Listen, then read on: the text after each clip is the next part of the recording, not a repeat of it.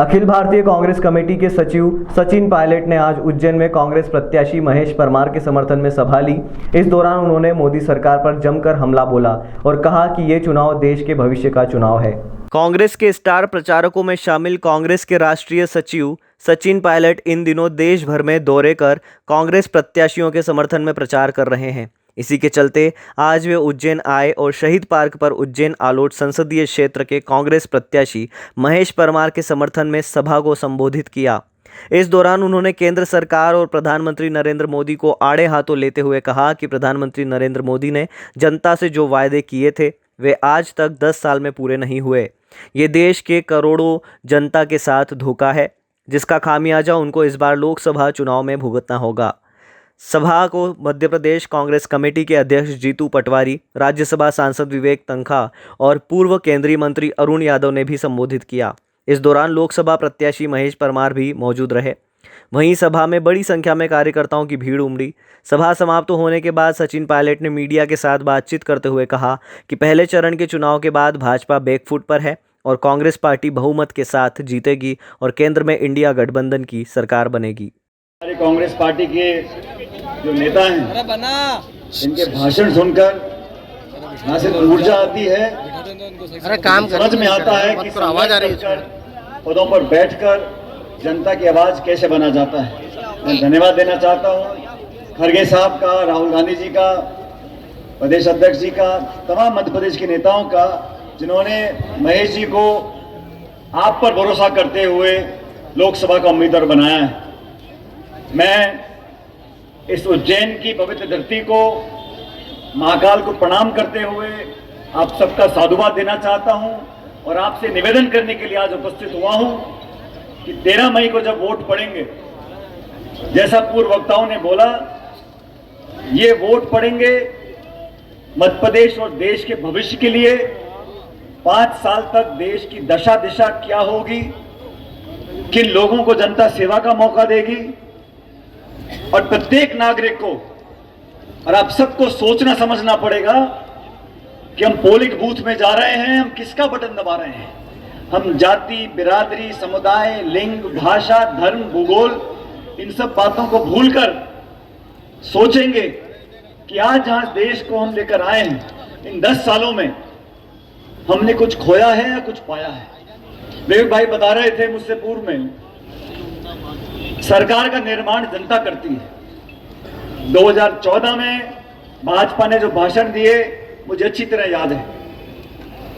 महंगाई, बेरोजगारी, भ्रष्टाचार, काला धन, किसान की आमदनी दुगनी, खातों में 15 लाख, ये तमाम बातें कर कर लोगों को मोहित किया और जनता ने विश्वास किया।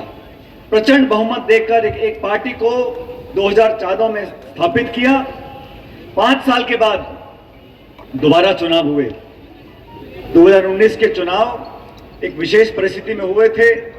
जनता ने फिर यकीन किया, फिर बहुमत दिया और 300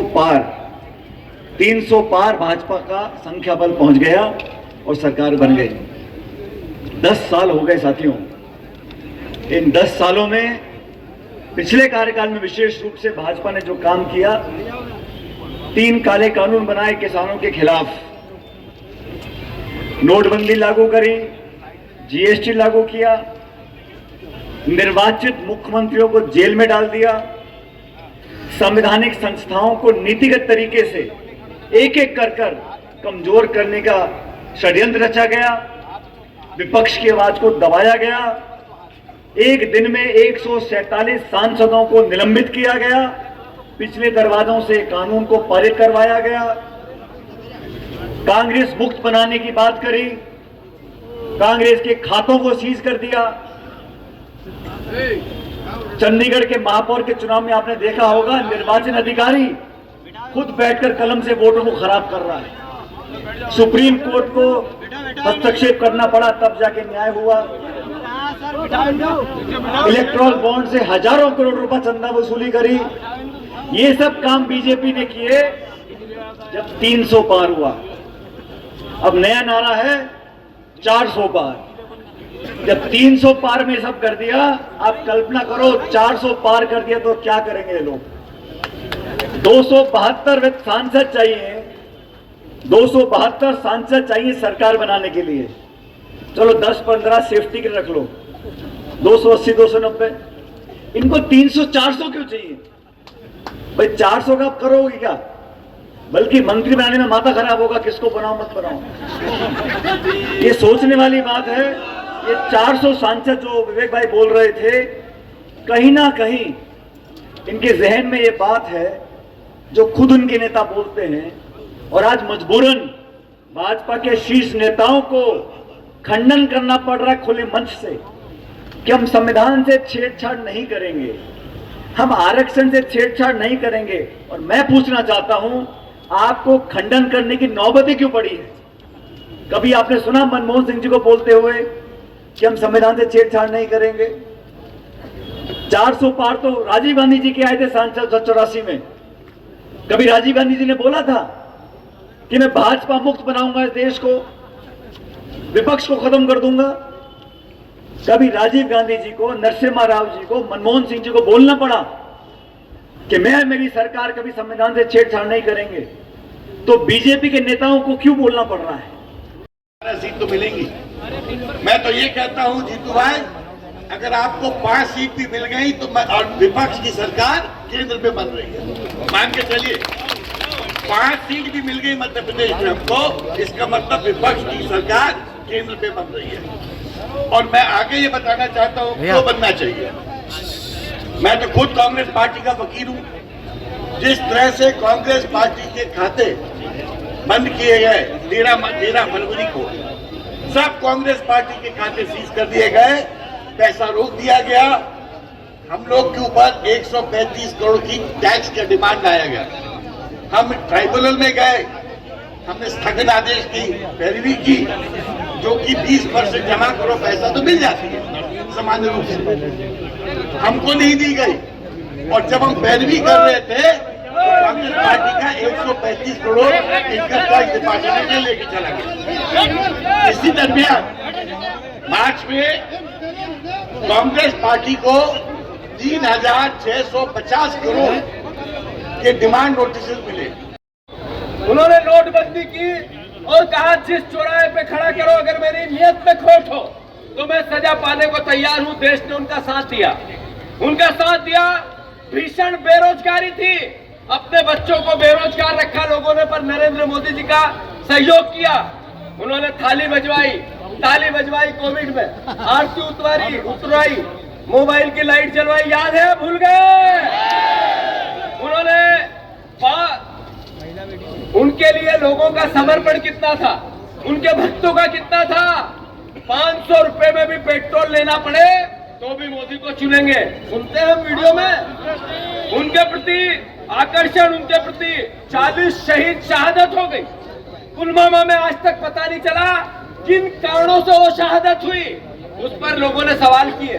तो बीजेपी के लोग कहने लगे, नरेंद्र मोदी कहने लगे, बड़े बड़े नेता बोलने लगे, सेना की भावना के विरोध में सवाल कैसे? उन 40 शहीदों की शहादत का आज तक पता नहीं चला।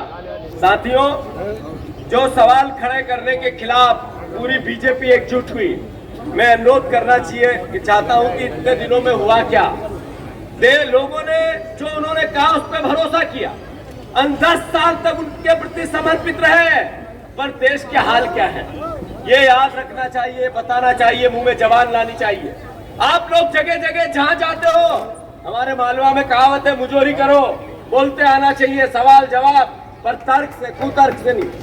देखते हैं कि जिस तरह से भारतीय जनता पार्टी के नेता, अभिनेता और खुद प्रधानमंत्री जिस भाषा शैली का उपयोग कर रहे हैं, ये स्पष्ट है इस बात से कि देश में भारतीय जनता पार्टी की सरकार 24 में नहीं बनने वाली है। और मैं दावे से कहता हूं आपके सामने, आपने भास्कर का सर्वे पढ़ा होगा, 20-15 दिन पहले आया था।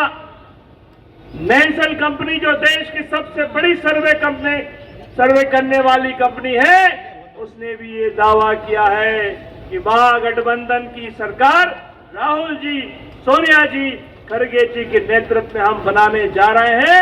और निश्चित तौर पर 326 सीटों का सर्वे अभी तक हमारे पक्ष में आया है। मध्य प्रदेश में उज्जैन में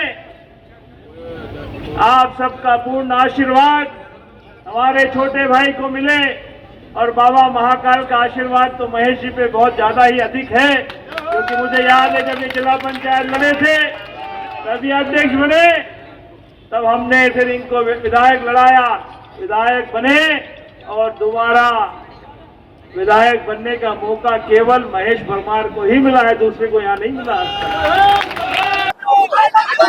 पूरे देश में पहले चरण के चुनाव के बाद भारतीय जनता पार्टी बैकफुट पर है। भाजपा के नेताओं में बौखलाहट देखने को मिलती है।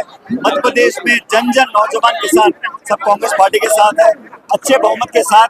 मुझे पूरा विश्वास है भाजपा से ज्यादा सीटें मध्य प्रदेश में कांग्रेस पार्टी जीतेगी और उज्जैन से हमारे उम्मीदवार हैं महेश परमार साहब भारी बहुमत से जीत कर यहाँ से जाएंगे और इंडिया गठबंधन की सरकार बनेगी 4 जून को, मैं ऐसा मानता हूँ।